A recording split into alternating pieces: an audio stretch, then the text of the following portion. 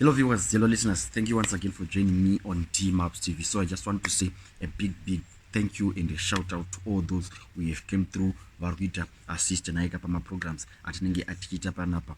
This is what we do, izvozvo to update vanhu on the current affairs. Some people are now coming in ever since we launched chemo chedu chekuti we don't get endorsements because tinotaura politics and so some people are coming through asenda kamari ke airtime asenda chichi. Guys, this side zvinhu zvinodhura.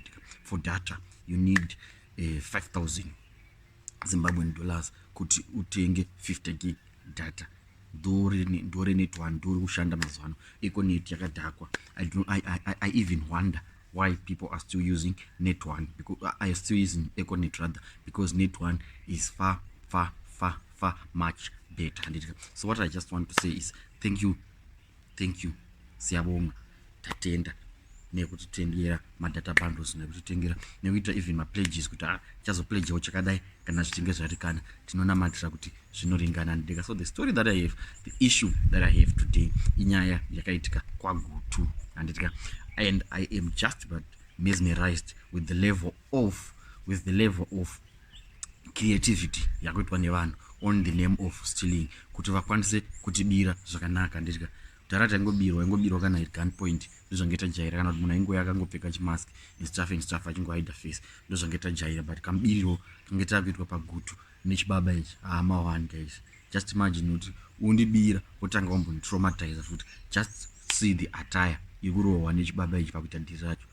Imagine munhu achipinda anonyatsoita kunge chighost chaicho achipinda anogona kubira zvese kana newe unogona ndopaipa paunoita mamwe ma-involuntary actions ekuti unogona kutobuda kana wait ungoona yangobuda wega pamusoro pazvo obva kubira.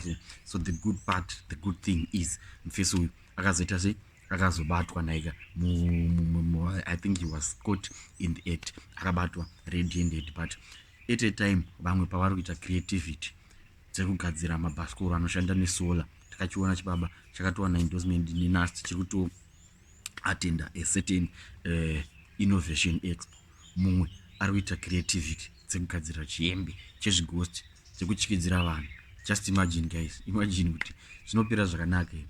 Masports acho achiri boy inhamo inzara igwiri kuita here ndokupemberera stage kwacho here kwamunenge muchiiteko. I just know iye ndiye ane ma-answers ese, and also it's good kuti akabatwa.